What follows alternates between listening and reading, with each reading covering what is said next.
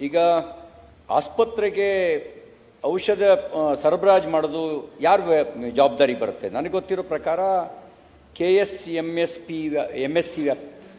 MSCL ವ್ಯಾಪ್ತಿಗೆ ಬರುತ್ತೆ. ನೀವೀಗ ಸಸ್ಪೆಂಡ್ ಮಾಡಿರೋದು ಔಷಧ ನಿಯಂತ್ರಣ ಇಲಾಖೆ ಡ್ರಗ್ ಕಂಟ್ರೋಲರನ್ನು ಸಸ್ಪೆಂಡ್ ಮಾಡಿದ್ದೀರಿ. ಯಾರನ್ನ? ಡಾಕ್ಟರ್ ಉಮೇಶ್ ಅವ್ರನ್ನ. ಅವ್ರು ಯಾವಾಗಿಂದ ಡ್ಯೂಟಿಲಿದ್ರು?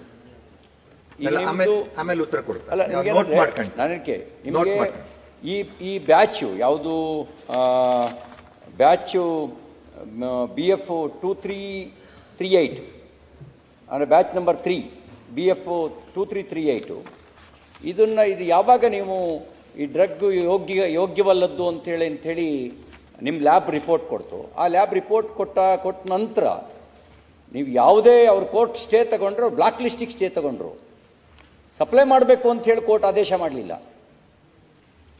ನಿಮ್ಮ ಲ್ಯಾಬ್ ಟೆಸ್ಟಲ್ಲಿ ರಿಪೋರ್ಟ್ ಆಗಿದೆ ಇದು ಕಳಪೆ ಅಂತ ಹೇಳಿ, ಯೋಗ್ಯವಲ್ಲದು ಅಂತ. ಹಾಗೆ ರಿಪೋರ್ಟ್ ಆದ ನಂತರ ನೀವು ಹಾಸ್ಪಿಟ್ಲ್ಗಳಿಂದ ಎಲ್ಲ ವಿಡ್ರಾ ಮಾಡಬೇಕಿತ್ತಲ್ಲ, ಸಪ್ಲೈ ಆಗಿದ್ದನ್ನು ವಿಡ್ರಾ ಮಾಡಬೇಕಿತ್ತಲ್ಲ, ಮತ್ತೆ ಯಾಕೆ ಕಳಿಸಿದ್ರಿ? ಕೋರ್ಟ್ ನಿಮಗೆ ಕೊಟ್ಟಿದ್ದು ಬ್ಲಾಕ್ ಲಿಸ್ಟಲ್ಲಿ ಸೇರಿಸೋದಕ್ಕೆ ಮಾತ್ರ ಸ್ಟೇ ಕೊಟ್ಟಿರೋದು ಆ ಕಂಪ್ನಿಯನ್ನು. ಆದರೆ ಔಷಧಿ ಇದು ಯೋಗ್ಯ ಅಂತ ಕೋರ್ಟ್ ಏನಾದ್ರು ಆದೇಶ ಮಾಡೋ ಅಧಿಕಾರ ಇದೆಯಾ ಕೋರ್ಟಿಗೆ? ನಮಗಿಲ್ಲಿ ಜೀವದ ಪ್ರಶ್ನೆ ಇರೋದ್ರಿಂದ ಆ ರೀತಿ ಒಂದು ವೇಳೆ ಕೋರ್ಟ್ ಆದೇಶ ಮಾಡಿದ್ರು ಕೂಡ ಪುನರ್ ಪರಿಶೀಲನೆ ಮಾಡಬೇಕು ಅಂತ ನಾವು ಕೋರ್ಟಿಗೆ ಮನವಿ ಸಲ್ಲಿಸಬೇಕಿತ್ತು.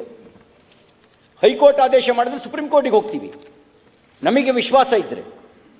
ನನಗನ್ಸುತ್ತೆ, ನಾನು ನಿಮ್ಮನ್ನು ವೈಯಕ್ತಿಕವಾಗಿ ಹೊಣೆ ಮಾಡ್ತಿಲ್ಲ, ಆದರೆ ನೀವೀಗೇನು ಹೇಳ್ತಾ ಇದ್ದೀರಿ ಅಂದರೆ ಹೂ ಈಸ್ ಕಸ್ಟೋಡಿಯನ್ ಇಡೀ ಎಲ್ಲದಕ್ಕೂ?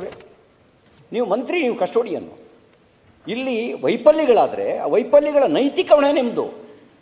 ನೇರವಾಗಿ ನೀವು ಹೊಣೆ ಇಲ್ಲದೆ ಇರ್ಬೋದು, ನಿಮ್ಮ ತಪ್ಪಿಲ್ಲದೆ ಇರ್ಬೋದು, ಆದರೆ ಇದೆಲ್ಲವನ್ನು ಮಾನಿಟರ್ ಮಾಡಬೇಕಾದ ಜವಾಬ್ದಾರಿ ಯಾರ್ದು?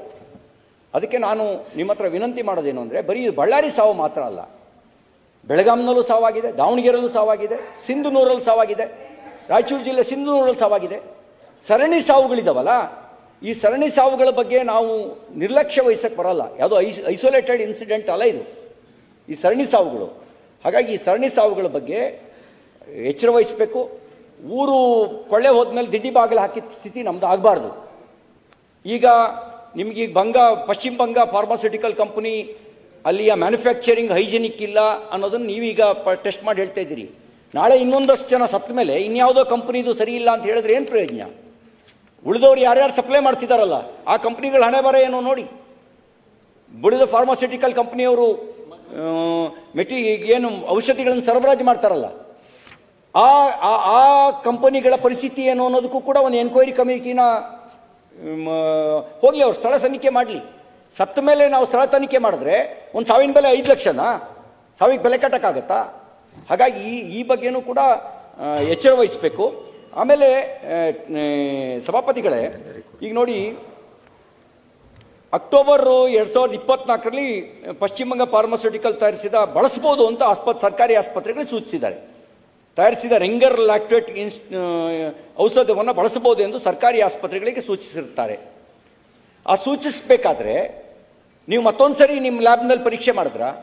ಯಾಕೆಂದ್ರೆ ಒಂದು ಬ್ಯಾಚಿಂದ ಇನ್ನೊಂದು ಬ್ಯಾಚಿಗೆ ವ್ಯತ್ಯಾಸ ಇರುತ್ತೆ. ಎಲ್ಲ ಬ್ಯಾಚಿಂದು ಸರಿ ಇಲ್ಲದೆ ಇದ್ದಿದ್ರೆ ಸಾವಿರಾರು ಜನ ಸಾಯರು, ಅಂದರೆ ಸಾವಿರಾರು ಜನ ಸಾಯರು. ಹಾಗಾಗಿ ಒಂದು ಬ್ಯಾಚು ಅದು ಸರಿ ಇಲ್ಲ ಅಂತ ಆದ್ಮೇಲೆ ಆ ಬ್ಯಾಚನ್ನ ವಿಡ್ರಾ ಮಾಡ್ಕೋಬೇಕಿತ್ತಲ್ಲ. 3 ನಿಮಿಷ ಆಯ್ತು ಅಷ್ಟೇ. ಆ ವಿಡ್ರಾ ಮಾಡ್ಕೊಳ್ಬೇಕಾದ ಜವಾಬ್ದಾರಿ ಯಾರ್ದು?